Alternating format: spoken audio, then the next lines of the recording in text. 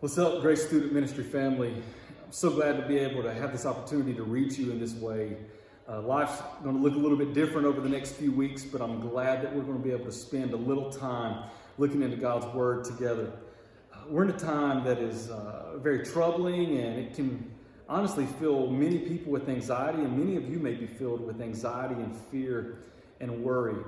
But what I hope that this message today and these messages in the upcoming weeks will do is to keep your hearts from being so troubled.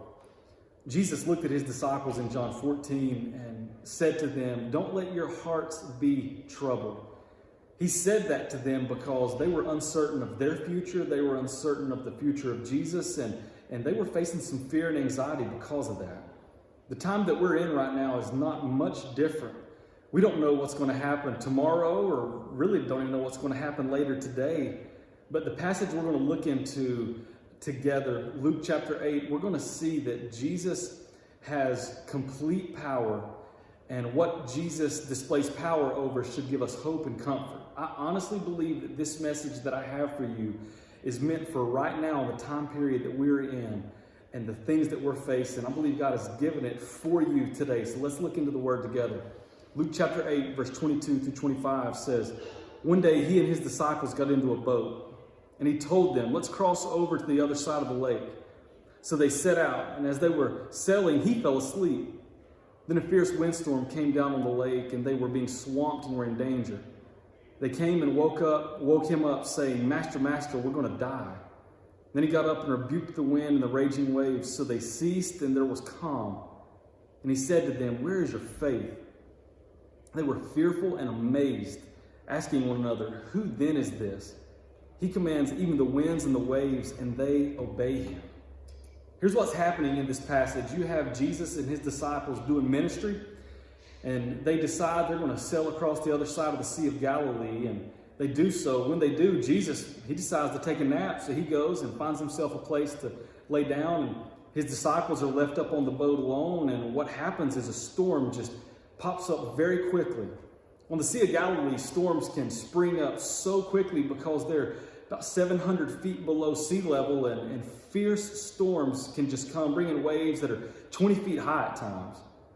Well, the disciples are in this. Their day had looked normal. Everything in their life seemed normal until they got into this boat, and a storm came their way that they were not expecting. We're in no different place where we find ourselves in our current situation in the world.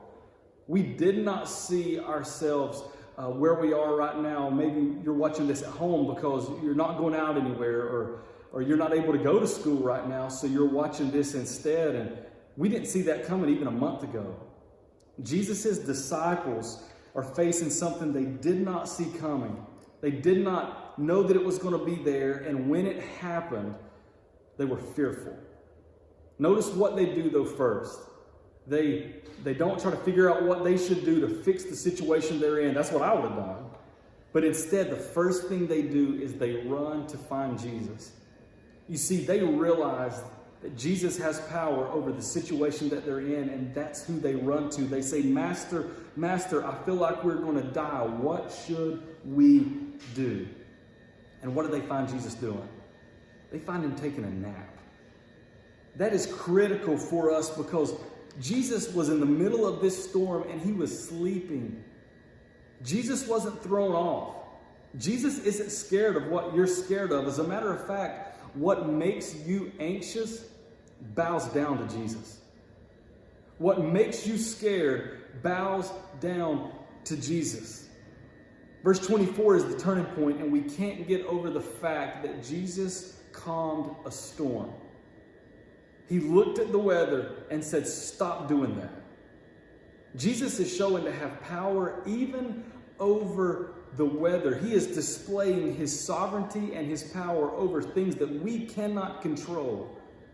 And honestly, right now, in the situation that we're in with our world, we can't control really what's going on. We can put a few measures in place, but we don't know what's going to happen tomorrow.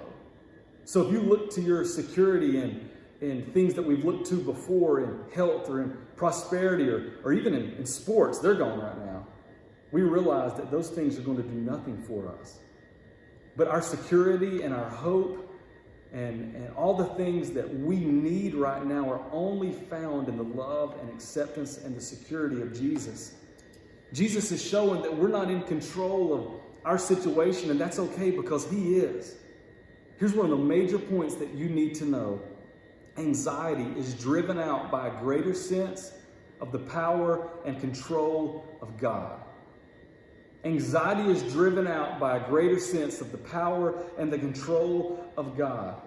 You see, our faith is not built when we're sailing on a glassy sea and everything is calm. Our faith is built when waves are 20 feet high and we don't know what to do next.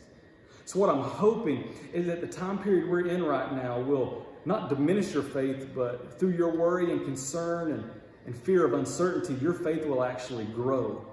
So here are a few takeaways I want to send you with, and take these and use these. The first one is this: write down your anxiety and fears.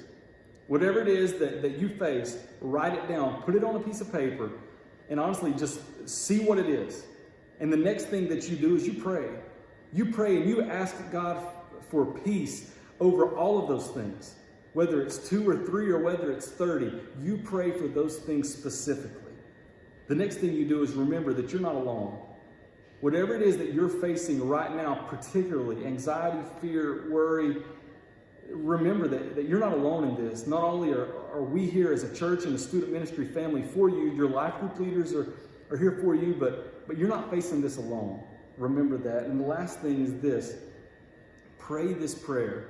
Jesus, I will measure your compassion by the cross and your power by the resurrection. We realize that Jesus ultimately was compassionate to us by taking our sin. And ultimately, He showed to have power over the one thing we can't control, which is death. One of the few things we can't control. Jesus has power over that thing. So remember that. Jesus, we will measure your compassion by the cross and your power by the resurrection. I hope that this encourages you, and I look forward to seeing what God is going to do during this time. And my prayer for you is that your faith will not diminish, but because whatever it is that makes you anxious bows down to Jesus, my hope is that your faith will actually grow during this time.